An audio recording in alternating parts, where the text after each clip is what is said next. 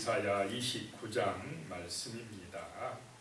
아리엘을 괴롭게 하리라 라고 하는 말씀입니다. 아리엘을 하나님이 징계하리라. 이 아리엘은 예루살렘을 말합니다. 1절에 보시면 슬프다 아리엘이여 아리엘이여 다윗이 진친 성읍이여 해마다 절기가 돌아오려니와. 슬프다 아리엘이여 슬프다 예루살렘이여 그랬습니다. 다윗의 진친 성읍인 예루살렘이 하나님의 징계를 받는다라고 하는 것입니다.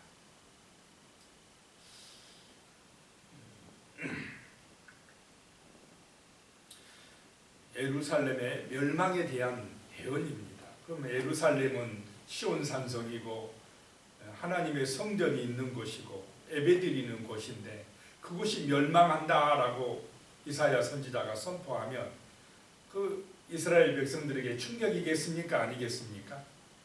충격이라는 것입니다. 하나님의 성전이 무너진다라고 선포하는 것입니다. 그러니까 참 이 유대 백성들, 예루살렘 백성들이 충격을 받은 것입니다. 하나님이 예루살렘을 지켜줘야 되는데 하나님의 성전이 있는 이 시온 산성 아리엘을 하나님이 안전하게 보호해 주셔야 되는데 그렇게 선포해야 되는데 이사야가 예루살렘이 망할 것이다. 아리엘이 망할 것이다. 그래서 슬프다라고 하는 것입니다.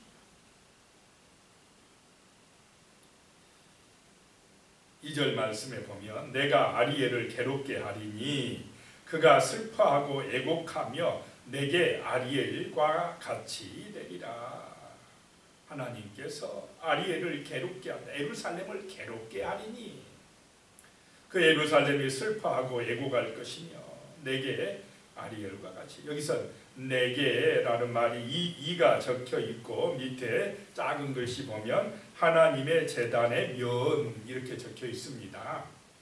여기서 내게는 번제단 같다 이 말입니다. 하나님의 제단 같다. 하나님의 제단에 번제를 바칠 때에 불타오르는 것처럼 이 예루살렘 성이 활활 불타오르게 하고 말 것이다 라고 하는 것입니다. 3절에 보면요, 내가 너를 사면으로 둘러 진을 치며 너를 애워 대를 쌓아 너를 치리니. 사면에서 예루살렘 사면에서 공격받게 해서 치리라 라고 하는 것입니다. 그러면 왜 그 하나님의 성전이 있는 예루살렘, 하나님의 백성들이 하나님 앞에 나와서 번제를 드리고 제사 드리는 예루살렘이 이렇게 하나님의 징계를 받습니까? 참된 예배를 잃어버렸다는 것입니다. 하나님의 말씀을 잊어버리고 우상을 따라가고 하나님을 의지하여 기도하기보다는 아수르가 올 때에 강대국인 애굽을 더 의지한다라고 하는 것입니다. 교회 다니는 성도가 하나님 앞에 기도하기보다는 세상의 재물이나 세상의 어떤 힘 있는 자를 더 의지해서 그 힘을 의지해서 세상에서 번성하고 잘 돼 보려고 마음이 거기 뺏겼다라고 하는 것입니다. 우리가 이런 세상의 유혹에 빠지지 않도록 깨어 있어야 될 줄로 믿습니다. 성도는 항상 기도가 먼저고 항상 하나님의 말씀이 먼저여야 할 줄로 믿습니다. 그것이 하나님의 은혜와 복을 받는 길이다라고 하는 것입니다. 그런데 예루살렘이 그러지 못했다는 것입니다. 그래서 하나님께서 이 아리엘을 괴롭게 하리라, 예루살렘을 괴롭게 하리라 라고 하는 것입니다. 4절 말씀에요, 내가 낮아져서 땅에서 말하며 내 말소리가 나직이 티끌에서 날 것이라. 내 목소리가 신접한 자의 목소리같이 땅에서 나며 내 말소리가 티끌에서 짓거리리라. 자, 하나님을 떠나게 될 때 이스라엘은, 예루살렘은 번성할 때 떠나겠습니까? 힘들 때 떠나겠습니까? 잘 되고 번성하니까. 세상적인 어떤 번성이 오니까, 그래서 하나님을 잊어버린다는 거죠. 그래서 하나님께서 괴롭게 해서 네가 낮아지게 하리라 이 말씀입니다. 낮아져서 땅에서 말하게 하리라. 아주 높은 데서 자꾸 높은 데 올라가려고 하니까 교만해지니까 낮추겠다는 것입니다. 낮아져서 땅에서 말하게 하며 말소리가 낮이기 티끌에서 나게 하며 큰 소리 못 치게 하며. 어떨 때 큰 소리 칩니까? 사람이 자기가 힘이 있다고 생각할 때, 내가 능력이 있다고 생각할 때, 교만할 때 사람은 큰 소리 치게 돼 있어요. 그런데 이게 낮아지고 고난을 당하고 어려움 당하면 큰 소리 치겠습니까? 기도하겠습니까? 하나님 앞에 목소리를 낮춰요. 하나님을 의지한다 이 말입니다. 그렇게 해서 내 말소리가 티끌에서 짓거리게 하리라. 큰 소리 못 치게 하리라 라고 하는 것입니다. 그렇게 이 예루살렘을 하나님이 징계를 하고, 누구를 통해서 징계하느냐? 아수르나 바벨론을 통해서 징계하시겠다는 것입니다. 자, 그렇다고 해서 하나님께서 예루살렘보다 아수르나 바벨론을 더 좋아해서 그럽니까? 왜 아수르를 들어서 예루살렘을 칩니까? 뭐하게 하려고 그렇습니까? 예루살렘 누구에게 돌아오게 하려고요? 하나님께로 돌아오게 하려고, 겸손하게 해서 하나님을 찾게 하려고. 그런데 이 아수르나 이 바벨론이 예루살렘을 치면서 교만해져요. 그러면 하나님이 하나님의 마음을 모른다는 것입니다. 세상이. 자, 세상보다 하나님의 백성을 그래도 하나님은 더 사랑하시는 줄로 믿으시기 바랍니다. 5절에 보면 그럴지라도, 그렇게 예루살렘을 징계할지라도 내 대적의 무리는 세미한 티끌 같겠고 강포한 자의 무리는 날려가는 겨 같으리니 그 일이 순식간에 갑자기 일어날 것이라. 그렇게 예루살렘을 하나님이 아수르를 들어서 예루살렘의 대적의 무리를 이렇게 들어서 치지만은, 그러나 아수르 너도 세미한 티끌 같게 될 거야. 강포한 너도 날려가는 겨같이 만들 거야 라고 하나님 말씀하십니다. 그 일이 순식간에 갑자기 일어날 것이다. 아수르가 얼마나 교만했습니까? 또 하나님이 아수르를 들어서 예루살렘을 치는데, 예루살렘을 어떻게 하려고 치냐? 그 백성들이 하나님께로 돌아오게 하려고 아수르를 몽둥이로 들어 쓰시는데, 이 몽둥이가 교만해가지고요, 또 막 자기가 최고인 채 하니까 하나님이 순식간에 어떻게 한다고? 아수르를 무너뜨려 버리리라 라고 하는 것입니다. 6절에 만군의 여호와께서 우레와 지진과 큰 소리와 해오리 바람과 폭풍과 맹렬한 불꽃으로 그들을 징벌할 것인즉, 아수르를 징벌할 것인즉. 7절에요. 아리엘을 예루살렘을 치는 열방의 무리 곧 아리엘과 그 요새를 쳐서 그를 공고하게 하는 모든 자는 꿈같이 밤의 환상같이 되리니. 그랬습니다. 아수르가 막 예루살렘 치고 주변 나라 칠 때는 큰 소리 뻥뻥 쳤습니다. 어느 신이 우리 아수르 대왕의 손에서 구원한 신이 있었느냐? 예루살렘을 빙 눌러 쌀 때도 히스기야 왕한테 막 큰 소리 칩니까? 안 칩니까? 칩니다. 어느 신이 우리 아수르 대왕의 손에서 구원한 신이 있느냐? 너희가 믿는 여호와가 너희를 구해줄 줄 아느냐? 막 그러면서 하나님을 모독합니다. 얼마나 두려웠으면 히스기야 왕이 그 서신들을 갖다 하나님의 성전에 올려놓고는 막 기도했겠습니까? 하나님 앞에 나가서 이렇게 우리가 협박받고 조롱받고 그렇습니다. 하나님 응답하십니까? 안 하십니까? 응답을 하십니다. 한순간에 그냥 아수르 대군을 무너뜨려 버립니다. 8절에요. 줄인 자가 꿈에 먹었을지라도 깨면 그 속은 여전히 비고 목마른 자가 꿈에 마셨을지라도 깨면 곤비하며 그 속에 갈증이 있는 것 같이 시온산을 치는 열방의 무리가 그와 같으리라. 시온산 예루살렘, 오늘날로 말하면 하나님의 교회 거룩한 성도들이 때로는 실수해요. 부족한 것이 있습니다. 뭐 성도라고 완전합니까? 부족하고 또 때로는 하나님 믿고 사니까 하나님이 세상 사람을 들어서 어디를 친다고요? 교회를 치고 성도들을 칠 때가 있다 이 말입니다. 그런데 그 세상이 교만해가지고 아이고 교회 저것들 봐라, 교인들 저것들 봐라 손가락질하고 비방하는데 그러다 너희 세상 너희 혼날 줄 알아라 이 말입니다.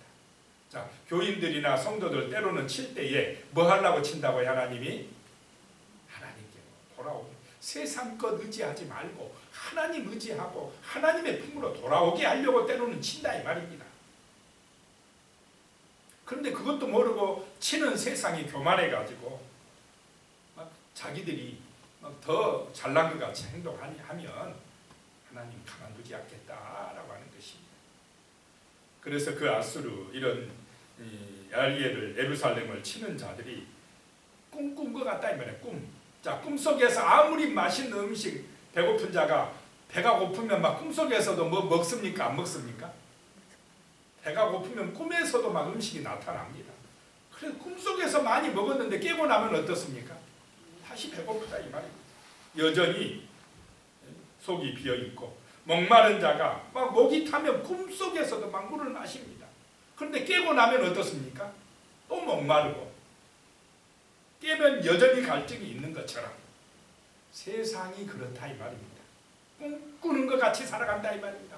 뭔가 많이 막 욕심 부려서 자기 것이라고 하는데 하나님 떠난 인생은 꿈꾸는 인생이다 이 말입니다. 만족이 없다 이 말입니다. 자, 9절로 가면요. 너희는 놀라고 놀라라. 너희는 맹인이 되고 맹인이 되라. 그들의 취함이 포도주로 말미암음이 아니며 그들의 비틀거림이 독주로 말미암음이 아니니라. 이제 이 9절부터는 또 14절까지 이 아리엘 예루살렘 백성들을 하나님이 지금 말씀을 하는 것입니다. 너희가 놀랄 일이 있을 거야 이 말입니다. 너희는 맹인이 되고 맹인이 되라. 눈으로 봐도 모른다 이 말입니다. 그래가지고 술 취한 사람처럼 취해서 사는데 술로 취한 게 아니라 하나님이 그냥 흔들어 버리겠다는 것입니다. 비틀거리게 하시겠다는 것입니다. 하나님이 진노해서 징계하면 우리가 온전하게 살아갈 수가 있겠습니까? 평화를 주시고 보호해 주시고 은혜를 주시어서 정말로 이 땅 가운데 축복 가운데 살게 하시는 분이 하나님 우리 아버지신 줄로 믿으시기 바랍니다. 은혜 아니면 안 돼요. 근데 이 어리석은 예루살렘이 그 하나님의 은혜를 잊어버리고 살아가니까 하나님이 놀랄 일이 있게 될 것이다. 너희가 맹인같이 될 것이다. 너희가 술 취한 사람들같이 될 것이다 라고 말씀을 하는 것입니다. 10절에요. 대저 여호와께서 깊이 잠들게 하는 영을 너희에게 부어주사 너희의 눈을 감기셨음이니 그가 선지자들과 너희 지도자인 선견자들을 덮으셨음이니라. 잠들게 하는 영을 보내버렸다는 것입니다. 그래서 선지자들이 지도자들이 그 눈이 가려져 버렸다. 맹인같이 돼버렸다는 것입니다. 지도자들이 말씀을 보고 하나님의 말씀을 선포하고 이스라엘이 지금 어떻게 되고 있는지 멸망으로 가고 있다는 걸 알려줘야 되는데 이 선지자들이 지도자들이 망하는 대로 같이 가고 있다 이 말입니다. 못 보고 미래를 못 보고 있다 이 말입니다. 그것은 눈이 감겨 있다 이것이 11절. 그러므로 모든 계시가 너희에게는 봉한 책의 말처럼 되었으니 보는 눈이 없으니까 이 말씀을 보고 제대로 알아먹고 선포를 해야 되는데 말씀을 보는 눈이 가려졌다 이 말입니다. 봉한 책같이 돼버렸다는 것입니다. 다른 말하면 영적으로 무지하다 이 말입니다. 육적인 것 세상적인 것만 받지 하나님의 계시를 말씀을 깨닫는 영적인 지혜가 없다라고 하는 것입니다. 눈이 가려져 버렸다. 그것을 글하는 자에게 주며 이르기를 그대에게 청하노니 이를 읽으라 하면 그가 대답하기를 그것이 봉해졌으니 나는 못 읽겠노라 할 것이요. 모른다 이 말입니다. 성경을 읽으면서도 몰라요. 자, 성경 읽은다고 하나님의 뜻이 다 알아집니까? 깊이 묵상하고 연구하고 성령의 은혜를 감동을 받아야 이제 영적인 눈이 뜨입니다. 근데 봐도 모른다 이 말입니다. 봐도 몰라. 12절에 또 그 책을 글 모르는 자에게 주며 이르기를 그대에게 청하노니 이를 읽으라 하면 그가 대답하기를 나는 글을 모른다 할 것입니다. 나 못 읽으니까 나 글 모르니까 몰라. 이러면서 이 하나님의 말씀을 알려고도 안 한다 이 말입니다. 읽을 수 있는 사람들은 봉해져서 나는 모르겠다 그러고 글 모르는 사람은 나는 몰라서 못 읽겠다 그러고 알려고 하지 않는다 이 말입니다. 성경을 알려고 않는다. 그럼 무엇만 관심이 있습니까? 무엇에만 관심이 있겠습니까? 세상 것에만 관심이 있어요. 돈 버는 데만 관심이 있다 이 말입니다. 하나님의 말씀에는 관심이 없어요. 누가 그런다고요? 하나님의 백성들이 그런다 이 말입니다. 그러니 이사야 선지자가 얼마나 애가타겠습니까? 하나님의 마음은 얼마나 또 아프시겠습니까? 이사야 시대만 그럽니까? 오늘 이 시대도 그럽니까? 오늘 이 시대도 마찬가지입니다. 하나님의 말씀보다 그냥 세상 육적인 것, 영적인 데는 눈이 감겨 있고 육적인 것에만 그냥 눈이 밝아 있다라고 하는 것입니다. 그러니까 13절에 말씀합니다. 주께서 이르시되 이 백성이 입술로는 나를 가까이하며 입술로는 나를 공경하나 그들의 마음은 내게서 멀리 떠났나니 그들이 나를 경외하면 사람의 계명으로 가르침을 받았을 뿐이라. 말로는 잘한다 이 말입니다. 말은 잘하는데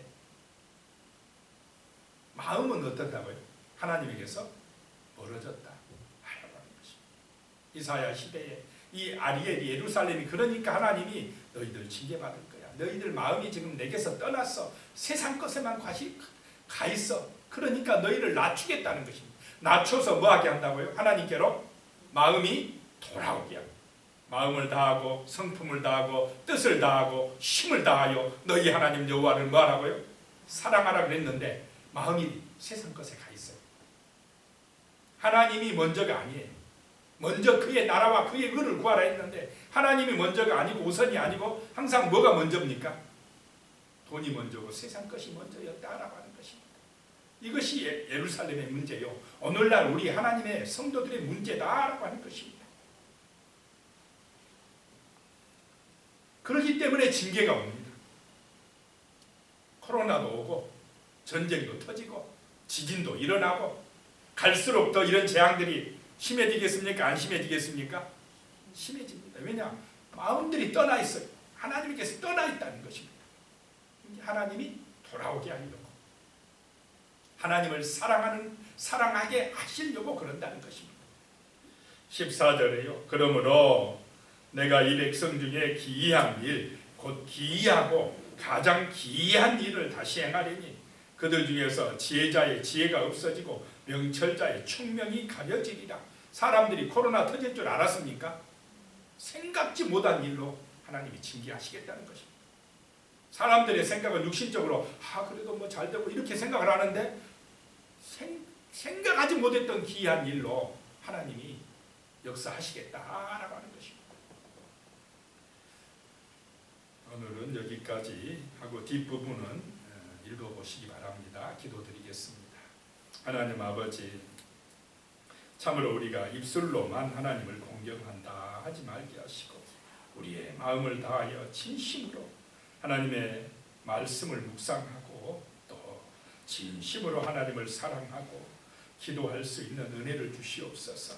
우리가 영적으로 무지하고 방탕하고 맹인이 되어서 하나님의 말씀을 보고도 모르고 듣지도 못하고 그냥 육신적인 것에만 관심을 갖고 그것만 따라서 세상의 길로 가는 그런 이 어리석은 예루살렘 백성들처럼 되지 않도록 도와주시옵소서. 그렇게 되면 하나님의 징계를 받을 수밖에 없습니다. 하나님 아버지, 우리가 잘 될 때, 평안할 때에 늘 기도하게 하시고 말씀을 묵상하게 하시고 은혜 받게 하시고 하나님 중심으로 살아감으로 우리의 삶이 하나님의 보호하심과 하나님의 놀라운 은혜와 복을 받는 그런 성도의 삶 살아갈 수 있도록 도와주시옵소서. 예수님의 이름으로 기도드리옵나이다. 아멘.